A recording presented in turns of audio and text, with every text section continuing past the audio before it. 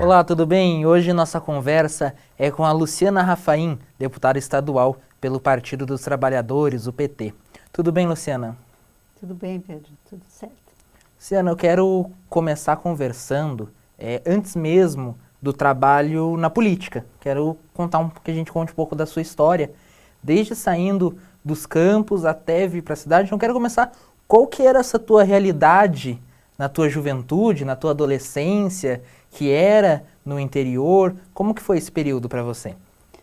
Pedro, eu nasci no Rio Grande do Sul e vim para o Paraná, eu tinha 3 anos de idade. Meus pais eram arrendatários, nós não tínhamos terra e a gente morava de arrendatário num sítio, num terreno do meu tio. Eu cresci nessa comunidade, uma comunidade lá em Francisco Beltrão, comunidade chamada Nova Seção. E claro que eu falo, tive um tempo de criança, uma infância normal, estudava na escola da comunidade, depois crescendo e aí quando jovem, comecei a minha participação nos grupos de jovens da Pastoral da Juventude. Junto com isso, Pedro, eu comecei a tentar entender um pouco mais do próprio funcionamento da sociedade e vendo que nós precisávamos nos organizar, porque percebi que tinha muita coisa errada e que a gente precisava lutar para mudar essa realidade. Foi aí que em 84 conheci o meu marido e a gente começou a participar junto do movimento sindical, do Sindicato dos Trabalhadores Rurais em Francisco Beltrão. E essa participação, claro, ela despertou ainda mais para a questão da organização. Eu casei em 85, fiquei um ano, nós fomos morar um ano em Teresina, no Piauí. E nesse período que eu estive em Teresina, eu colaborava com uma organização, aliás, com uma organização não, com os padres que tinham.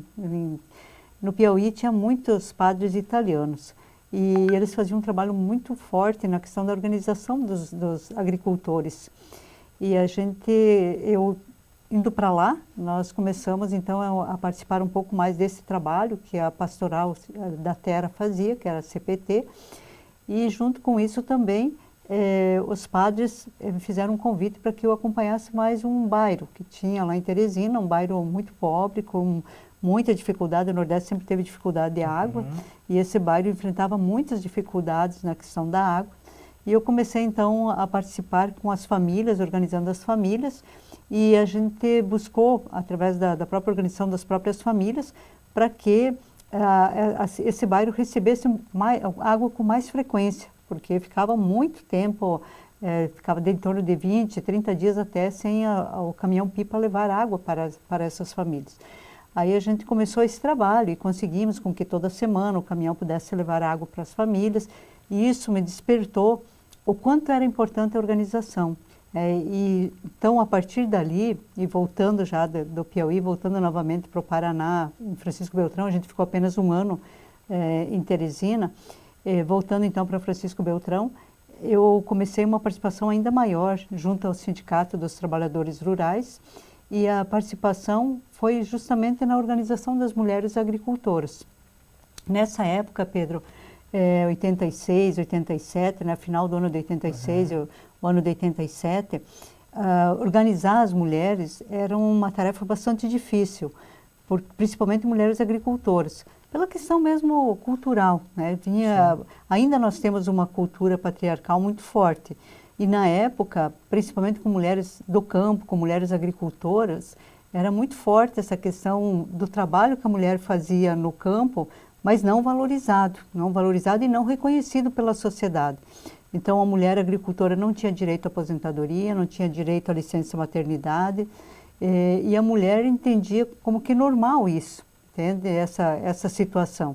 Mas foi justamente nesse período, já no sudoeste do Paraná, nós tínhamos a presença de uma pessoa que veio da Bélgica, a Paula, o nome era Paola, né? Mas a Paula, que ela já trabalhava um pouco na questão da organização das mulheres.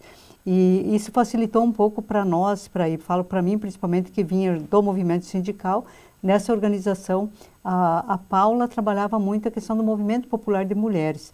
E o movimento sindical, então, começou também a fazer Aí houve também essa mudança, é importante citar aqui, né? Porque até a década final dos anos 80, o movimento sindical ele ainda era um movimento bastante, nós chamamos da fase do assistencialismo. E foi na década de 80, no final da década de 80, que houve um crescimento maior da mudança dessa fase do assistencialismo para uma fase de um sindicato mais combativo, né? Um sindicato de luta, como nós chamamos. E aí nessa mudança... Até para tentar mudar as coisas e não só Exatamente. aparar arestas, né? Exatamente. E essa fase, quando a gente chama do sindicato mais assistencialista, era uma fase, Pedro, que o governo, ele mantinha dentro da sede do sindicato a consulta tanto do médico quanto do dentista, e o sindicato ficava só nisso. Ele não discutia direitos dos trabalhadores. Vamos ao exemplo do Sindicato dos Trabalhadores Rurais, ele não discutia a realidade dos agricultores, e de uma maneira especial da agricultura familiar. E a partir dessa mudança, dessa fase para um sindicalismo mais, que a gente fala mais de reivindicação, um sindicato mais de luta, um sindicato mais combativo, é que começou a se discutir o crédito para a agricultura, a questão da saúde, a questão da habitação, e também essa questão da participação da mulher, onde a gente sempre defendeu a questão da participação da mulher como um todo na sociedade. Eu falo tanto no campo econômico, no campo social, no campo político. E nessa época as mulheres começaram a se questionar um pouco por que elas trabalhavam, levantavam de madrugada, ajudavam a tratar os bichos, né? Geralmente a gente fala os bichos aí, mas é a questão das galinhas, vacas, né? Porcos, que o agricultor sempre tem na verdade não é nem uma questão de renda do agricultor, eu falo, é uma questão também de sobrevivência, mas é também uma questão de renda do agricultor. E junto com isso, depois disso a mulher ia para a roça, trabalhava na roça também, voltava para casa, tinha todos os afazeres da casa, né? O limpar a casa, o cuidar dos filhos, o fazer o almoço, fazer a comida, né? Seja para o café da manhã, o almoço, a janta. Então isso sempre ficou muito cobrado, né? E muito que natural que a mulher fizesse esse trabalho. E a mulher, no entanto, não tinha até então o direito da aposentadoria. O homem agricultor, Pedro, ele se aposentava ganhando meio salário mínimo.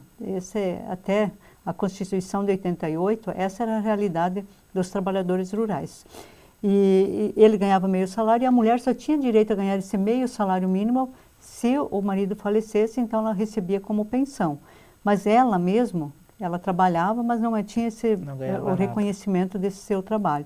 Então, por isso que começou uma organização, eu falo, essa organização existiu a nível nacional, né? Foi uma organização que surgiu a nível de país, e o sudoeste do Paraná, nós tínhamos ali, na nossa região sudoeste, que eu venho do sudoeste do Paraná, uma organização muito forte, através do sindicato dos trabalhadores rurais, através da igreja. Existia uma organização muito forte, né, dos agricultores.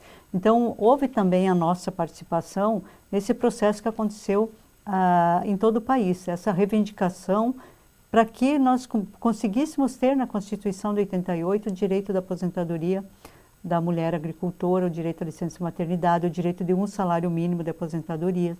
Ao mesmo tempo, se reivindicava o direito de um salário mínimo também para o homem. Então, foi uma época que a gente trabalhou muito a organização das mulheres. Eu falo, foi uma época assim bastante difícil, porque até então não era muito natural, não era muito normal a mulher participar de reuniões, discutir a saúde, discutir a educação, discutir a própria propriedade, e que era uma coisa assim muito natural que o homem pensasse a propriedade. A mulher não participava não tinha um planejamento da propriedade. A partir da década final da década de 80, início da década de 90, houve um crescimento muito forte da participação da mulher, e houve uma mudança, né, nessa relação mesmo familiar, porque aí a mulher também começou a participar mais, a opinar. Nós tínhamos muitos casos, Pedro, que a gente acompanhava, né, nessa época até pela própria Organização das Mulheres Agricultoras, muitos casos de mulheres que ficavam viúvas, mas elas não sabiam nada do que estava acontecendo, dos negócios que o seu companheiro fazia, dos negócios que tinha na família. Então, a partir dessa mudança, dessa participação da mulher, mais também na discussão, no planejamento, né, da família, no planejamento da propriedade, quando a mulher começou também a entender melhor, houve uma mudança até na própria relação familiar para melhor, né, porque a mulher também começou a poder opinar, eu falo também a ser respeitada, a ser respeitada, ser ouvida. E aí as mulheres começaram realmente a reivindicar essa questão de que elas também gostariam de ser reconhecidas como trabalhadoras, né? Por todo esse trabalho, eu falo sempre que a mulher, principalmente se você pegar a mulher agricultora, e acontece com muitas mulheres urbanas também, trabalhadoras urbanas, mas principalmente a mulher agricultora, eu falo, ela é a última que vai deitar à noite e ela é a primeira a se levantar, né, ainda de madrugada, para poder dar conta de fazer todas as suas tarefas, né, que porque não para cuidar do campo, para cuidar, como você falou, dos bichos, não se ignora o trabalho de casa, né? Não. É o que se soma ainda. É o que se soma. Então, muitas vezes, por isso que também, até hoje, nós temos esse problema de não ser reconhecido o trabalho de casa que a mulher realiza, né? Sim. Se você olhar assim, a própria questão da aposentadoria da dona de casa, né? Uma dificuldade muito grande para a mulher conseguir a aposentadoria, e porque não é reconhecido esse trabalho. E no campo também, né? Não é reconhecido esse trabalho da mulher dentro de casa. Então ela levantava, ela fazia todo esse trabalho e nem esse era reconhecido, né? Era como se ela fosse uma espécie só de uma ajudante. Uma auxiliar. Uma auxiliar e não uma trabalhadora. Então houve uma organização muito forte, uma conscientização também da mulher que realmente ela tinha esse direito, né? E ela começou a brigar por isso, né? Eu acho que isso assim foi muito importante, é o que marcou realmente a história, né, na luta pelos direitos previdenciários, que é a luta do reconhecimento da profissão. Aí comecei falando da mulher agricultora, o reconhecimento dessa profissão como agricultora. Então houve essa participação, houve essa luta. Aí foi possível, então, na Constituição de 88, né, foi aprovado, porque foi uma luta em todo o país, com muitos movimentos, né, um movimento muito forte.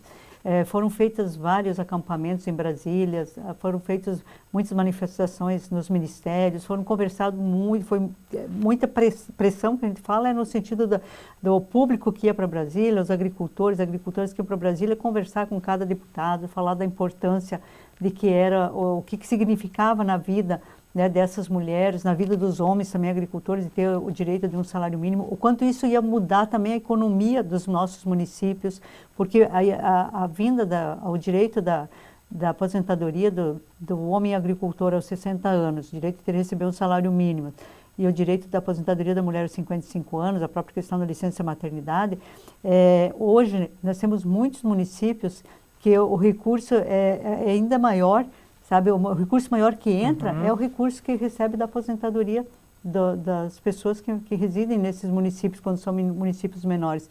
E em todos os municípios, a aposentadoria da mulher ou da aposentadoria do homem, ela faz a diferença, né? E ela move a economia aí dos municípios. Sim. E isso tem um grande significado, e teve e tem até hoje um grande significado na vida da mulher também, o direito da aposentadoria, porque a partir do momento que a mulher conseguiu o direito da aposentadoria, ela começou a se valorizar ainda mais, sabe? Porque era uma coisa assim que muitas vezes eu falo, a própria autoestima da mulher era baixa, né? A mulher não tinha assim, ela não se valorizava tanto. A partir do momento que ela obteve essa conquista, ela começou a se valorizar mais. As mulheres que participaram desse movimento todo no final dos anos 80, né, início dos anos 90, porque a própria lei da aposentadoria ela só começou a vigorar mesmo no ano de 91, né, começou a dar direito mesmo à aposentadoria, ou seja, as mulheres conseguiram começar a se aposentar, né, e a licença maternidade foi só em 94. Foi aprovado, isso foi aprovado os direitos ainda em 88 na Constituição, mas valer mesmo a aposentadoria, a licença maternidade começou no ano de 94. Então, mas a partir desse momento, as mulheres começaram a se valorizar mais e descobriram ainda mais a importância da organização. Aí continuou, cresceu o movimento das mulheres, esse debate da importância da mulher participar na política, principalmente eu vou falar um pouco mais da realidade que eu vivi, né, que é essa questão da mulher agricultora. As mulheres começaram a fazer esse debate porque elas perceberam que para ter o direito à aposentadoria, os direitos previdenciários, ela precisou, esses direitos passaram, essas leis precisaram ser feitas e passaram por deputados. Então ela começou a compreender a importância do papel de um vereador, de uma vereadora, de um prefeito, dos deputados, do Senado. Ela passou a compreender, né, que realmente a política ela faz parte do nosso dia a dia, faz parte da nossa vida, e que até então a participação da mulher era ainda menor, né? Hoje a gente fala que é pequena, mas na época era ainda menor. E você precisa do mecanismo para conseguir mudar isso, né? Exatamente, precisa, e a política, então, né, eu falo sempre, é uma das ferramentas, né? E as mulheres, então, começaram a ter mais essa consciência, começaram a lutar pelo crédito, pela habitação, porque a questão da habitação, eu falo que é um assunto que as mulheres debatem muito, porque preocupa. As mulheres são mais preocupadas em poder ter uma casa, eu falo, não é mansão, mas uma casa que ela tenha segurança de poder dormir à noite. E eu ouvia muito isso, Pedro, porque até no ano de 2005, no campo, não existia nenhuma proposta de financiamento, de apoio para a construção de casas dos nossos agricultores e agricultoras. Então, existia financiamento já nos bancos para a questão de fazer chiqueirões, né, para fazer aviários, para fazer a plantação, mas não existia financiamento, não existia nenhuma forma de auxílio aos agricultores para construir a casa ou para reformar a sua casa. Então, muitas vezes, as mulheres nos procuravam e falavam, Pedro, a minha casa vai cair, eu tenho medo de entrar na minha casa, eu vou dormir à noite, a minha casa, eu tenho medo de que o teto vai desabar em cima da família. E isso me motivou ainda mais, depois que eu comecei a atuar na política, a lutar realmente para que a gente tivesse um programa de habitação. Mas já nessa década de 90 ainda, as mulheres começaram a reivindicar. Elas queriam um programa, elas queriam um financiamento, elas falavam, nós queremos debater sobre a questão de ter um crédito para que a gente possa reformar, ampliar a casa, né? Então é uma questão de poder, eu falo, viver com dignidade, com segurança. E as mulheres começaram a lutar por isso, a lutar pela questão da saúde. E elas perceberam que aí era muito importante a participação também da mulher na política. No ano de 92, em Francisco Beltrão, o PT, o meu partido, que eu participo desde o ano de 86, em 89 me filiei ao partido e sou filiada até hoje. O PT já defendia que no mínimo, a cota de no mínimo 30% de mulheres na política.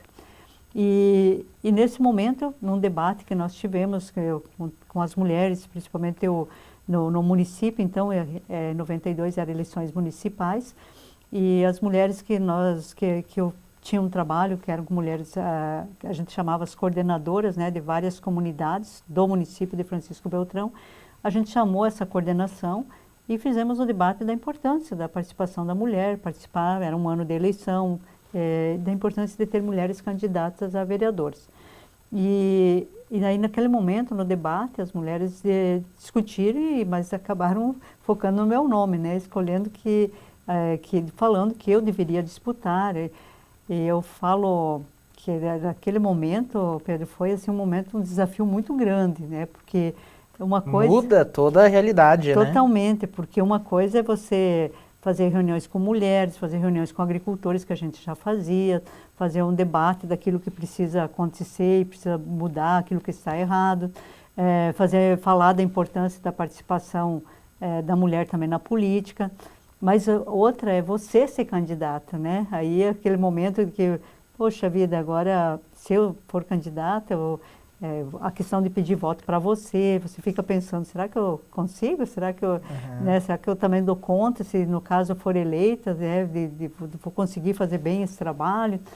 Aí eu sempre tenho assim comigo que foi um momento bastante difícil para tomar a decisão de falar que aceitava. Ainda acredito que até, talvez, hoje analisando melhor o momento, acredito que até pela cultura mesmo que a gente vive, que vive até hoje, né, que predomina essa questão mais da política ser um espaço mais masculino, né, então essa cultura mais ainda patriarcal, e que ela assusta ainda a política. E da carreira também, né? Porque além disso, tem a questão da política sendo passada pelas famílias, sendo passada pelas gerações, que são caminhos que são encurtadores, né?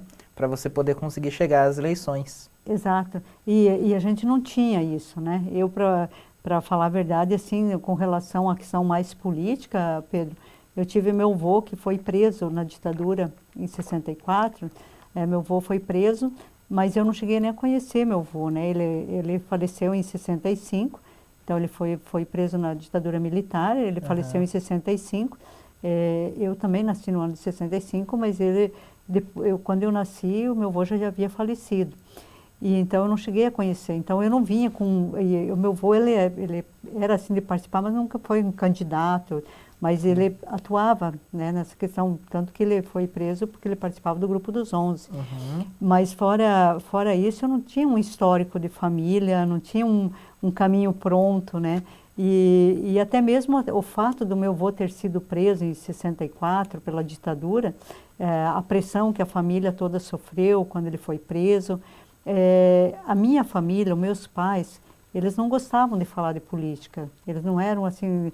Eu não cresci no ambiente da minha família, a gente fazer o debate da importância que tem a política, da importância de participar. Ao contrário, sempre eu ouvia falar mais de política no ano que era um ano eleitoral, e meus pais comentavam muito baixinho, né, sobre esse candidato, aquele candidato.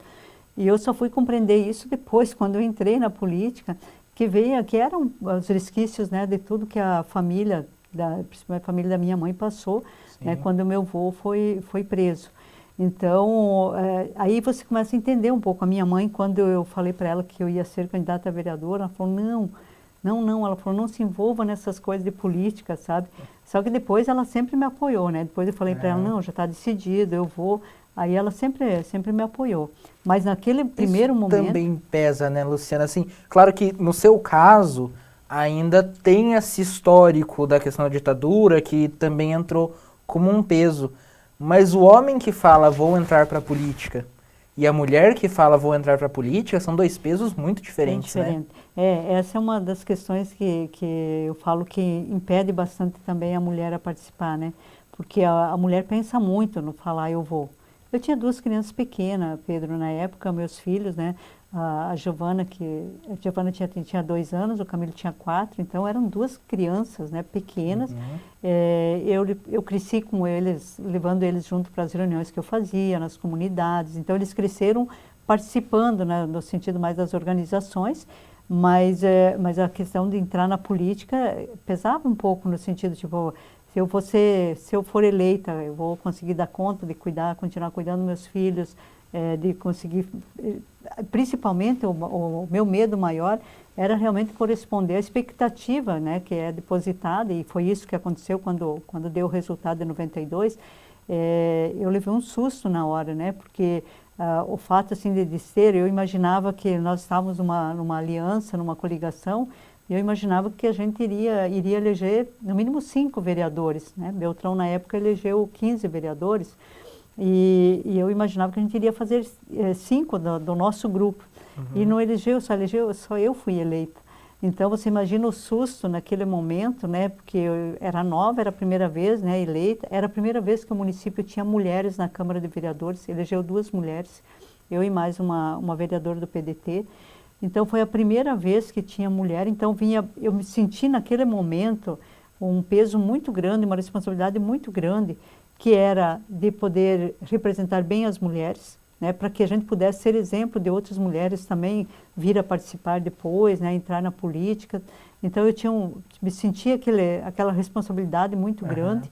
Eu tinha a responsabilidade de representar bem a agricultura familiar, né, porque a gente vinha da agricultura familiar, então eu tinha dos movimentos sociais, eu sentia essa responsabilidade. Isso é um ponto, deputada, que eu até queria falar, que você comentasse um pouco, A gente comentou aqui bastante sobre a agricultura, então acho que é legal até para elucidar um pouco para as pessoas que estão nos acompanhando. A diferença desse agronegócio que a gente acompanha, dos quilos, toneladas e toneladas, para a agricultura familiar, né? Que são dois mundos muito diferentes, né? Muito diferente, Pedro. E até, então, isso também é o que também dificulta, né? Porque nós estamos falando da agricultura familiar, onde as famílias, onde a família do agricultor, ela trabalha com a própria família.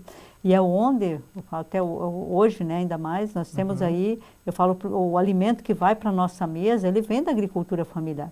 Né? 70%, 80% do alimento que vai na nossa mesa é da agricultura familiar, que planta mesmo e produz, além do feijão, do arroz, né? A agricultura familiar, ela planta a batata, a mandioca, a abóbora, né? Ela planta a questão das verduras, as frutas. Então, vem da agricultura familiar, o principal alimento nosso vem da agricultura familiar, porque o agro, eu falo aqui, não é que somos contra o agro, mas o agro, ele produz, o soja, é o milho, em grandes quantidades, mas só isso não alimenta, não é só isso o nosso alimento, né? Até porque grande parte também vai para as exportações. Vai para exportação e o alimento mesmo, né? Então, vem da agricultura familiar.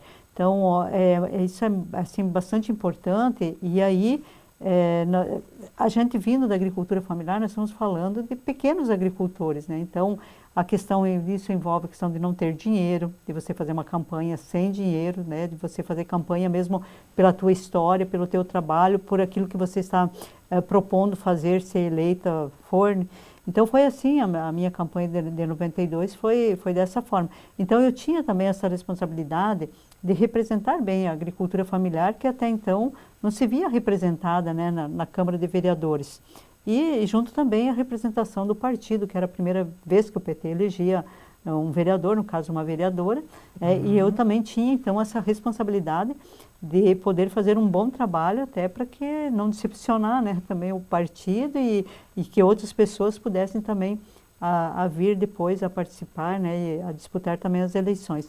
Então foi um momento assim bastante difícil no momento de você dizer o sim. Então quando eu lembro hoje, quando eu converso com muitas mulheres e falo da importância de participar na política, Pedro, eu lembro o momento que eu passei, o momento que eu tive que dizer sim.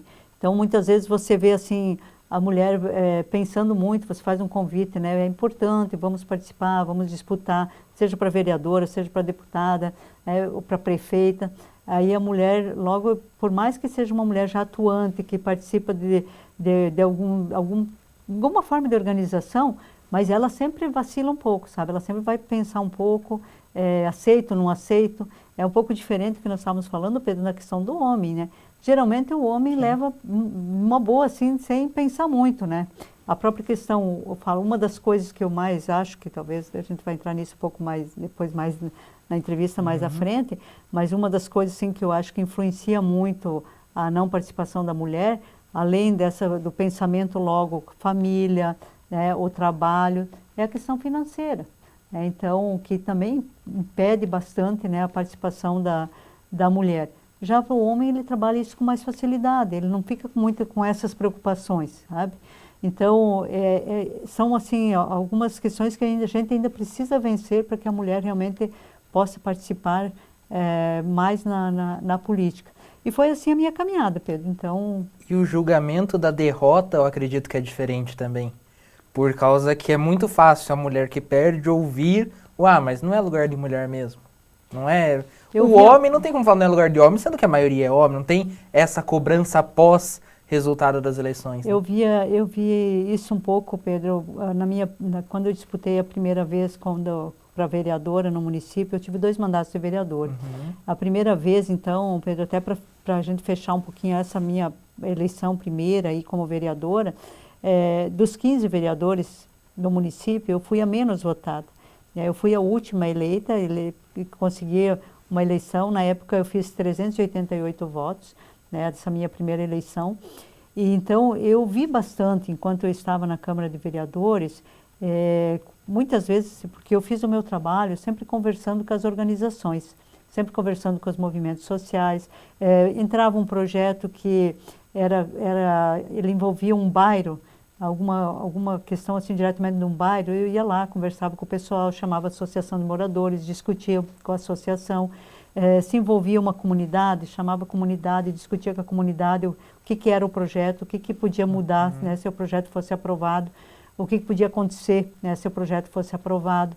E isso fez com que na eleição, depois na minha reeleição de vereadora em 96, eu saísse dos 388 votos para 1.297. Então, dos 15, eu já fui a terceira mais votada em 96, sabe, quando eu fui reeleita. Mas né, nessa eleição de 92, assumindo o mandato em 93, quando eu fazia esse debate com a sociedade organizada e levava as reivindicações na Câmara de Vereadores, muitas vezes eu via assim, mas eu falava que era importante aprovar, que era importante votar, e eu via muitas vezes a resposta assim, mas você representa 388 votos. Então, eu vi muitas vezes isso, né? Então, pelo fato de ter recebido pouca votação na época, eu vi muito isso. Só que isso não foi motivo assim de intimidar a gente, eu continuei fazendo o meu trabalho, e tanto que daí em 96 houve, né, um reconhecimento bem maior, e eu falo em 80, e quando eu fui eleita em 92, eu até acho que 388 votos foram bastante, porque uma agricultora, pequena agricultora, né, uma filha de arrendatários, e ainda sem nunca ter participado de uma outra eleição, era a primeira campanha. Sim. E eu fui eleita, eu fico assim, fui muito bem, me sinto assim muito feliz. E hoje, mas eu assim, eu lembro assim na época que tudo era um desafio, né? Tudo era novidade, então tudo era um desafio, né? Cada dia era um desafio, eu falo, cada dia você enfrentava muitas questões assim que por muitas vezes, no início do mandato, por muitas vezes eu pensei de ir lá na Câmara e renunciar ao mandato, porque eu tinha medo que eu não ia conseguir dar conta. Mas eu chegava lá e pensava, não, se eu desistir, como que eu que exemplo eu vou dar para outras mulheres a vir a participar da política? Então eu enfrentava, muitas vezes chorava sozinha e continuava firme. Tudo a ver com essa sua fala. Nós temos uma parceria aqui com o Por Mais Elas, uma página de incentivo a mulheres. E aí elas enviaram uma pergunta pra gente e ela fala bem sobre isso, sobre a desistência, dificuldades. Então vou pedir para colocar ela ali no retorno e aí depois você pode respondê-la.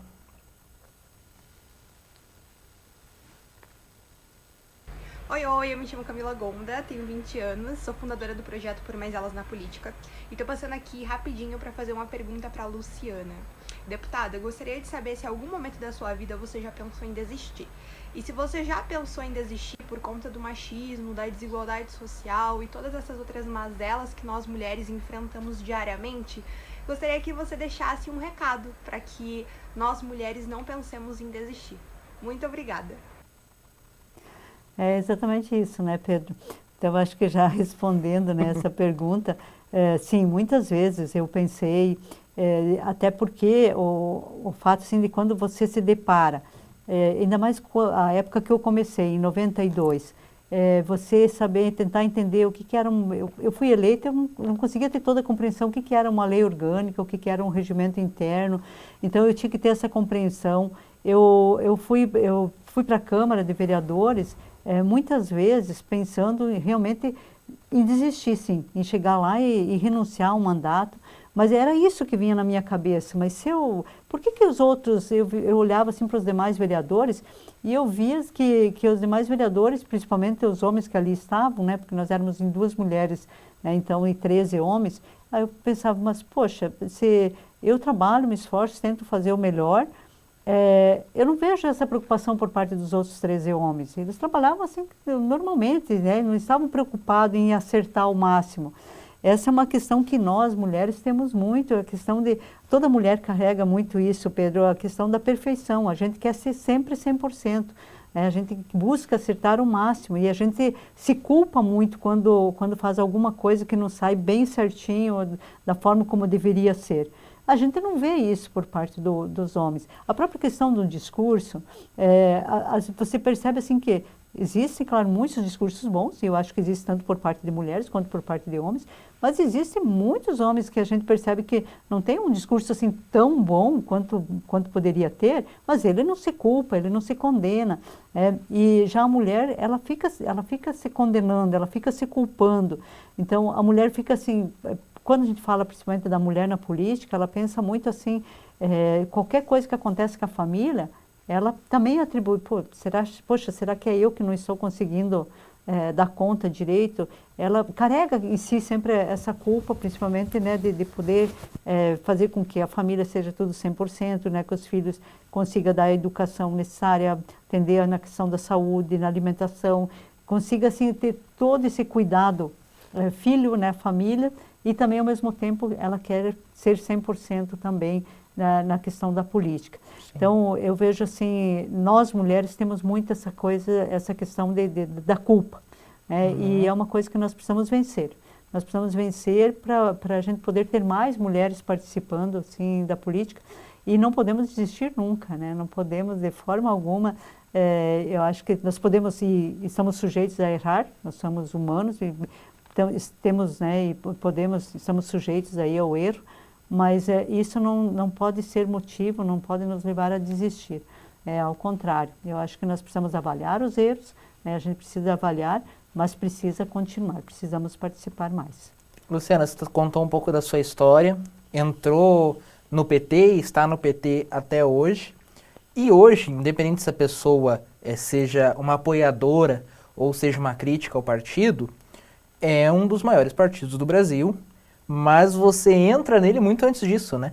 Você entra muito antes da grandeza de números mesmo que o PT conseguiu, dos anos no governo federal, do efeito que teve o Lula na sua eleição e também depois na sua prisão e depois na soltura, agora ainda estando em julgamento aí até hoje. Queria que você contasse um pouco sobre a escolha pelo PT lá no início, onde ainda não tinha, né, tudo isso, todos esses fatores que hoje a gente já conhece. Então, Pedro, eu me identifiquei no partido, né? Quando eu comecei, quando eu falo assim que eu senti essa necessidade também da participação da mulher na política, e quando eu entendi da importância da política na nossa vida, eu me identifiquei no partido. Quando eu falo, eu tive essa consciência, foi justamente no momento que o PT surgiu.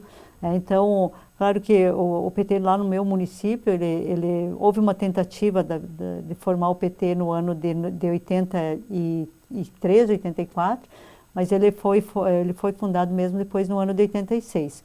E já nessa época, então, eu me identifiquei, até porque o grupo que criou, eu ajudei também no surgimento do PT lá do município, era um grupo que vinha das organizações, né, que vinha do movimento sindical, que vinha de entidades no município. Tem a Cessoar, que é uma entidade que trabalha com agricultura familiar.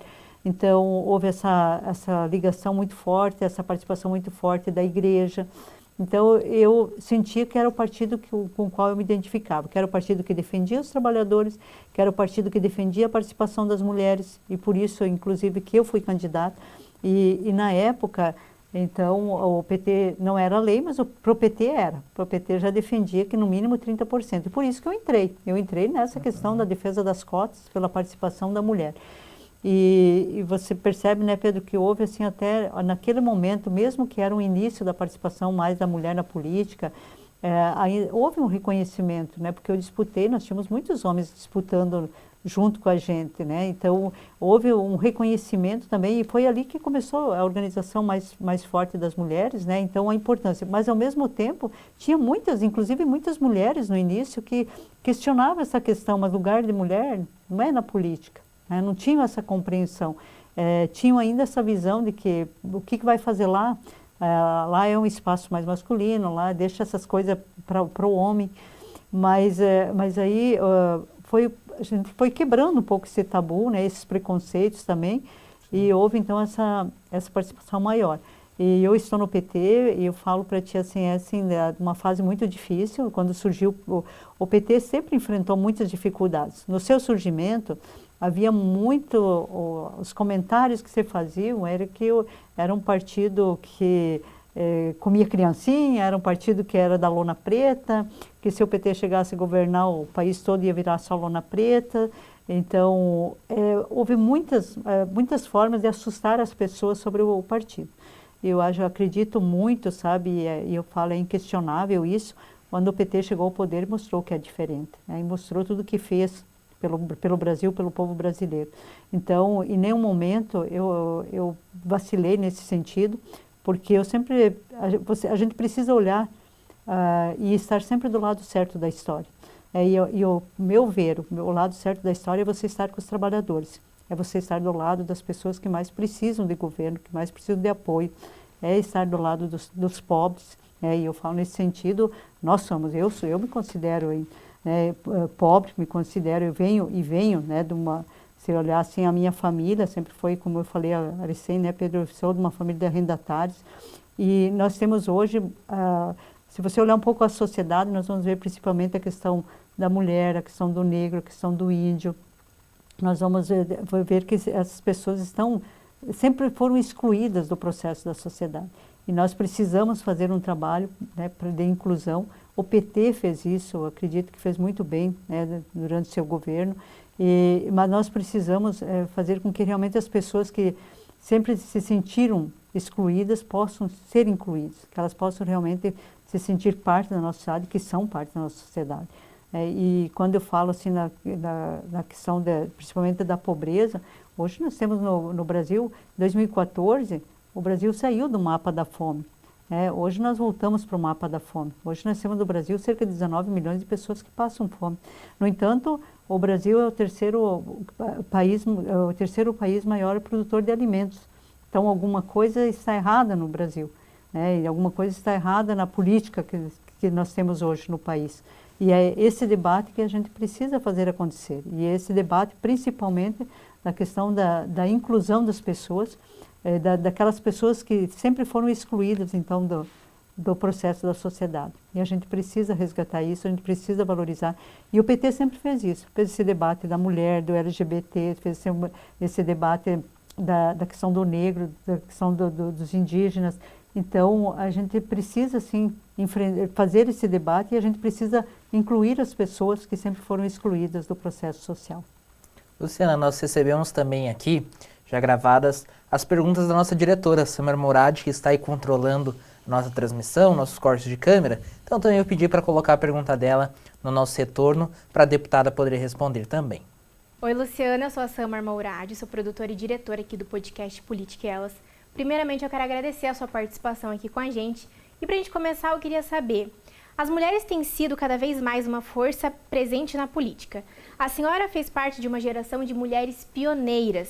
Como você analisa o seu legado, a sua trajetória para as próximas gerações? Olha, eu acho, primeiro assim, eu vejo o fato da gente ter começado, realmente ser uma das pioneiras, né? É claro que se olharmos assim a nível de país, nós vamos ver que nós tivemos o direito ao voto em 1932. Então, é difícil, e eu falo, é um tempo que nós tivemos, onde o Brasil começou a entender também, a nossa sociedade começou a entender também da importância da participação da mulher, mas é preciso, nesse momento, assim, reconhecer que ainda a gente precisa vencer muitas coisas que atrapalham, que impedem a participação da mulher na política. Eu sinto, assim, tive dificuldades que eu acredito que a maioria das mulheres tiveram ao iniciar a caminhada na política. Hoje, vejo que isso ainda, tem muitas coisas que ainda impedem a participação da mulher. Então, o que eu quero dizer com isso? Se olharmos as eleições agora de 2020, nós vamos perceber que nós elegemos mais mulheres. Se olharmos a questão das vereadoras, por exemplo, nós tivemos aí cerca de 9.196 mulheres nós temos vereadoras. Isso significa 16%. Nós mulheres somos praticamente 52% do eleitorado. E hoje o que mais nós temos aí, se olharmos no parlamento, né, no Poder Legislativo Municipal, então nós vamos ter cerca de 16% da participação da mulher. Então ainda está muito longe da gente alcançarmos, né, aquilo que eu entendo que é importante para a sociedade, que é para a gente ter um equilíbrio social, que seria 50%, né, ou próximo a 50%. Hoje eu tenho defendido muito a questão de que nós deveríamos ter 50% da participação feminina, ou seja, de mulheres eleitas, não só na disputa, mas de mulheres eleitas, até pelo fato assim, para termos uma sociedade equilibrada, se nós somos 52% do eleitorado, pelo menos 50% nós teríamos que ter de mulheres. Mas ainda estamos muito longe disso, e justamente assim porque nós precisamos ainda vencer, então, todas essas questões que a gente vinha conversando, e uma das questões que eu considero assim que é bem importante, que afasta realmente essa participação maior da mulher na política, ela vem na questão financeira.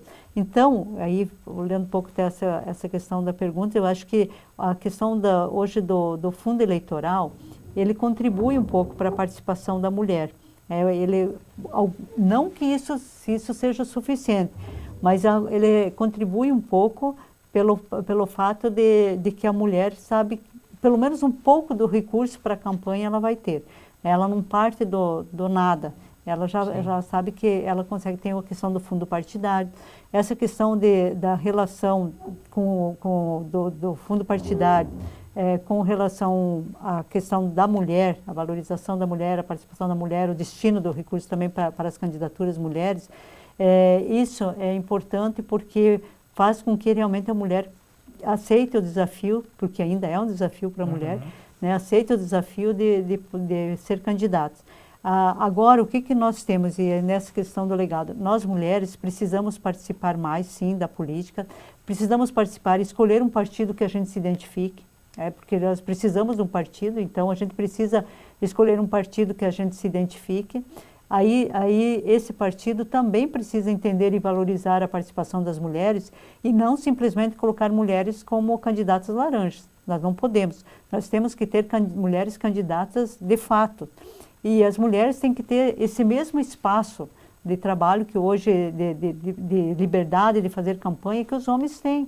Então, o partido também precisa abrir esse espaço e essa valorização das candidatas femininas, e que a mulher possa realmente disputar de igual para igual, né? Que ela possa realmente fazer uma campanha e não o que a gente já ouviu muitas vezes, né, de mulheres colocarem o nome simplesmente como candidatas laranjas, e não fazem uma campanha de fato. Então, nós precisamos, eu falo, começar com essa questão da consciência que nós precisamos participar e militar num partido, que nós precisamos fazer parte da direção desse partido para poder dar a nossa opinião também, e que, ao aceitar sermos candidatos, que a gente realmente seja candidato, né? Nós precisamos ser candidatos. E não podemos, de forma alguma, nos deixar levar ou nos assustar pelos problemas que surgem no dia a dia, pelos problemas que a gente vai enfrentar e que muitas vezes na hora quando você se depara, você fica um pouco se questionando se vai conseguir vencer ou não. Nós com certeza, sabe, a partir do momento de que você aceita esse desafio de ser candidato, a partir do momento que você tem um mandato, você não está sozinho, né? Você tem sempre, com certeza você tem além do partido, você tem o grupo que você convive, que vão estar contigo. Se você tem um trabalho de base, essa questão principalmente dos movimentos sociais, das organizações em qual você tem um contato, que eles possam ser teu respaldo, que eles possam estar te ajudando, eles nunca vão abandonar, né? Eles vão estar discutindo contigo os temas mais problemáticos, e eu acredito assim que mesmo quando as mulheres que estão na política hoje, mesmo quando cometem, de repente, algum erro que não seja assim, né, ao ver da mulher, ela cometeu um erro, mas ela não pode se intimidar também por causa disso, né? Ela tem que continuar, claro, rever isso, buscar não errar, mas também não ficar se culpando tanto se caso não saia 100% o mandato como ela gostaria que fosse, ou a campanha que ela está da forma como ela gostaria que fosse. Deputada, nós ainda temos mais uma pergunta da Summer, temos um quadro no final, já estamos chegando aqui mais próximos do final da nossa conversa, mas eu queria que você comentasse brevemente um fato que você deu muita ênfase para o direito da aposentadoria do agricultor, e que foi uma conquista muito grande, e eu queria que você comentasse as reformas que aconteceram, isso obviamente em âmbito federal, né, que mudaram, que mudou principalmente essa questão da aposentadoria, tempo de serviço. Queria que você comentasse um pouco como que você analisa tudo isso. O meu ver, essas reformas que aconteceram agora, Pedro, foi um retrocesso muito grande, porque inclusive essa luta toda que eu comentei aqui, que houve uma luta, que houve uma mobilização para a conquista da mulher agricultora se aposentar, do homem agricultor, ela correu um risco muito grande de também os agricultores perderem esse direito da aposentadoria agora com a reforma que nós tivemos. A reforma da Previdência foi um retrocesso muito grande, a reforma trabalhista foi e é um retrocesso muito grande. Então,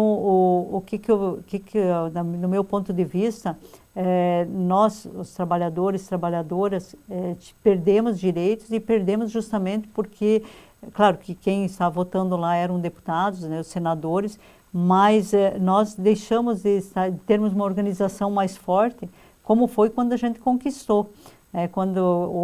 Tudo que nós conquistamos na questão dos direitos, houve uma luta, nada veio de graça.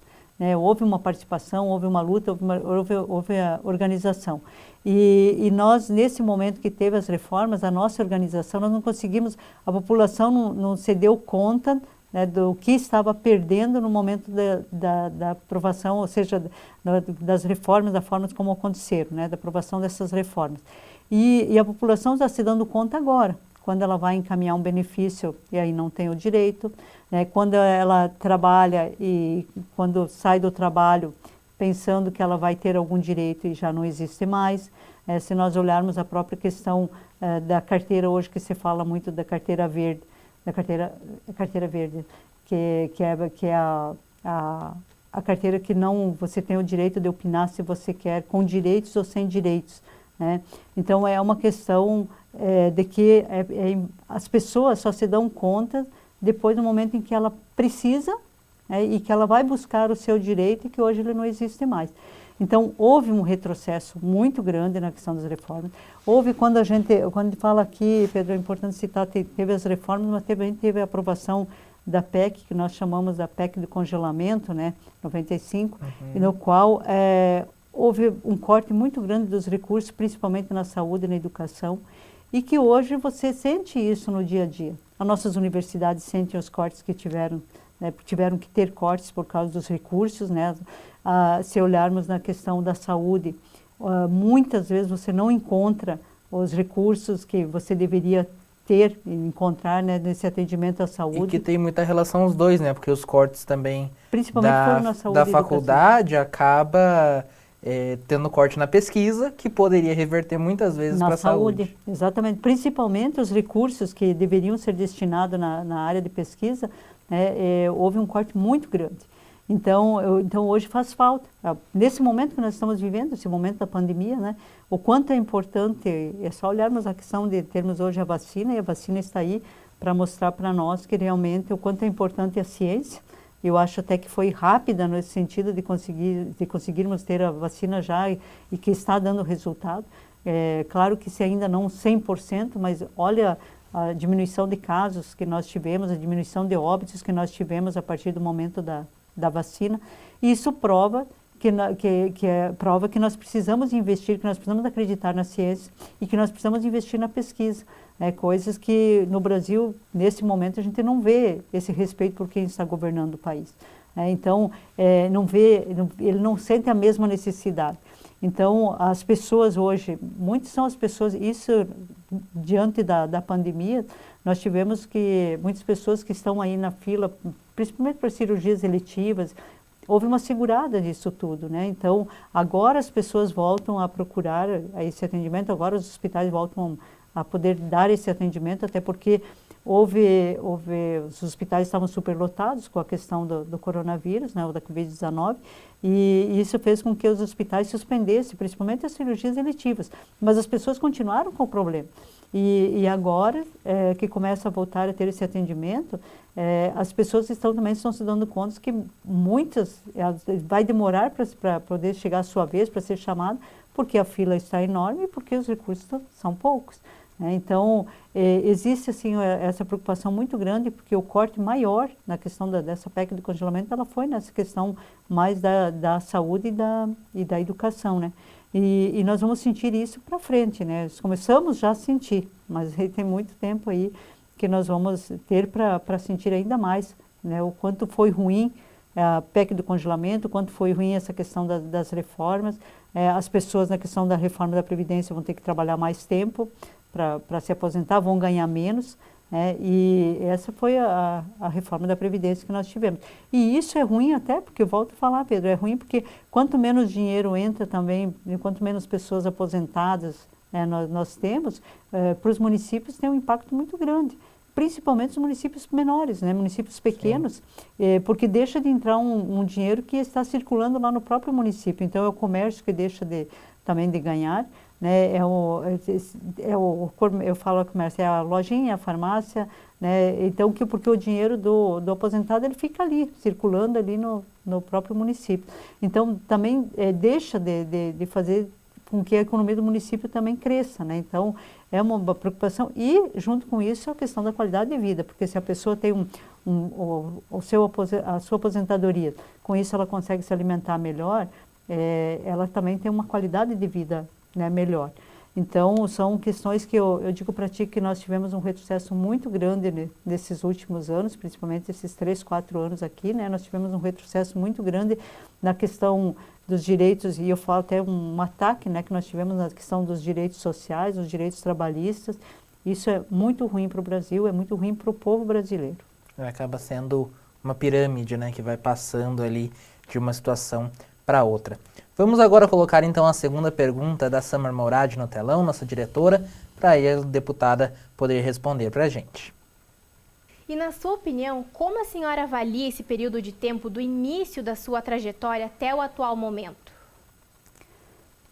Eu vejo que, desde que eu comecei, Pedro, eu vejo que hoje, embora eu falo que ainda é tímida a presença das mulheres na política, mas eu vejo que cresceu bastante, né? Só olharmos assim pela participação, esse dado que eu falava agora das eleições de 2020, nós tivemos então cerca de 9 mil, um pouco mais de 9 mil mulheres eleitas vereadoras, mas nós tivemos ainda, o resultado ainda mais 48 mil homens. Então, é ainda pequena a participação da mulher, é ainda pequena, mas já houve um crescimento. Se olharmos para 2016, era um pouco mais de 7 mil mulheres vereadoras. Hoje, nas eleições de 2000, nós já tivemos 9 mil.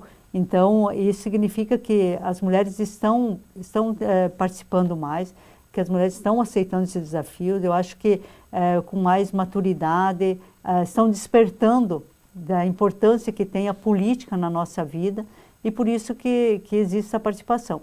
Gostaria que tivesse mais mulheres eleitas, né? Gostaria que tivesse muito mais mulheres deputadas, mulheres vereadoras, prefeitas, governadoras. Nós tivemos o caso de termos pela primeira vez uma mulher presidente do Brasil, infelizmente sofreu um golpe, né, e tiraram essa presidenta que nós tínhamos no Brasil, mas já chegamos a ter uma presidente do Brasil, acho que isso é muito importante, só que nós precisamos, hoje a gente percebe que ainda existe uma discriminação muito grande, muito forte aí com relação à mulher.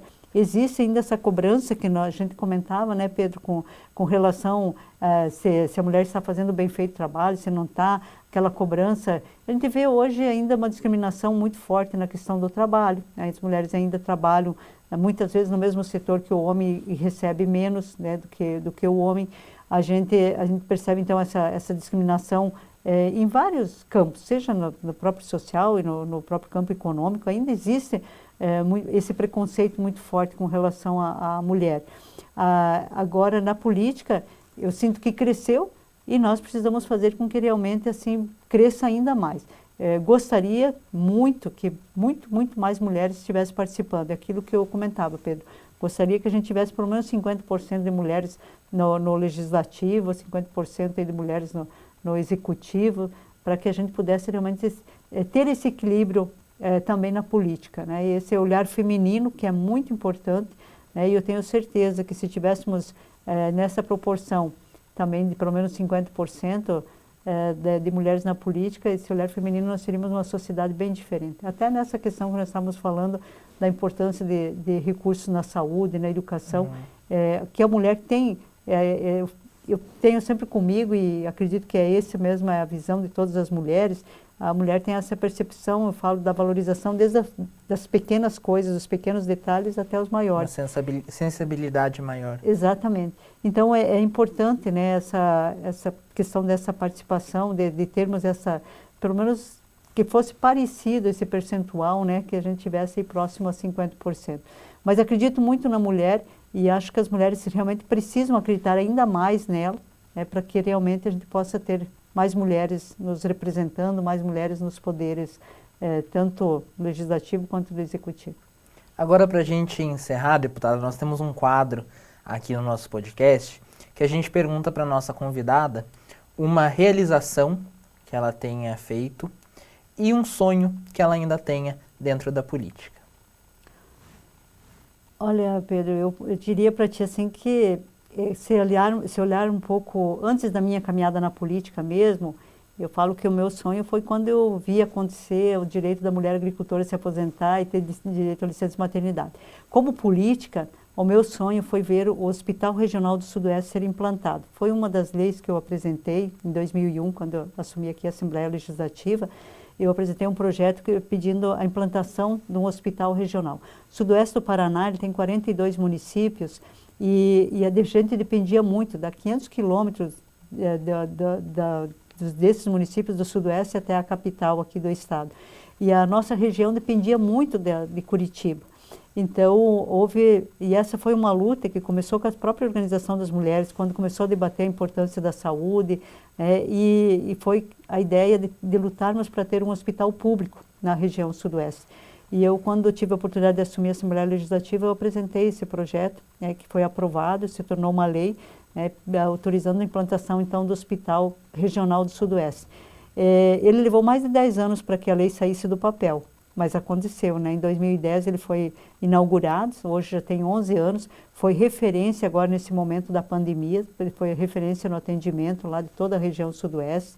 E eu assim me sinto, quando eu olho para o hospital, quando eu vejo quantas vidas está salvando, o hospital está salvando, eu fico assim muito realizada. Eu falo que só a implantação do hospital eu sinto que valeu muito pelos meus mandatos, né, como deputada estadual. E um sonho que eu ainda são vários também, né? Mas o que eu gostaria mesmo era de poder ver a gente poder eliminar a violência que ocorre contra a mulher, né? Infelizmente a gente vê, muitas vezes eu falo que eu me sinto impotente diante disso tudo.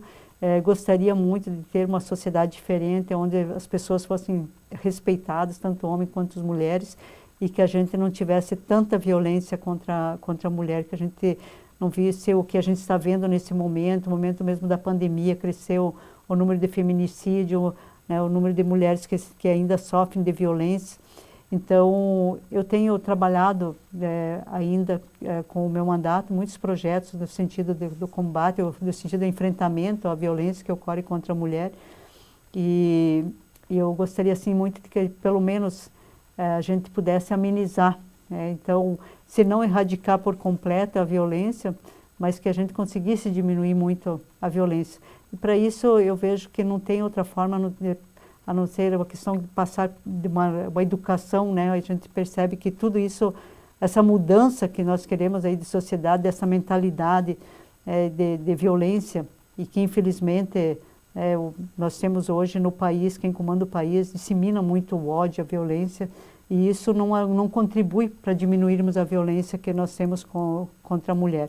Mas é preciso. Meu sonho, sinceramente, meu sonho era poder erradicar a violência contra a mulher.